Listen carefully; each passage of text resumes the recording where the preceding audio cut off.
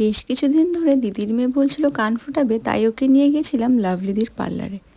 এখন তো আর সুচ দিয়ে কান ফোটানো হয় না, কান নাক এখন গান দিয়েই ফোটানো হয়, তাতে কানের মেজারমেন্টটাও ঠিক থাকে। লাভলিদির পার্লারে দু কান ফোটানো 120 টাকা। ভাবাই যায় না এত কম টাকায় দু কান ফোটানো হয় এখনো। এই যে ঠিক কানের সোজা, এই যে ঠিক এই কানের সোজা, ওই যে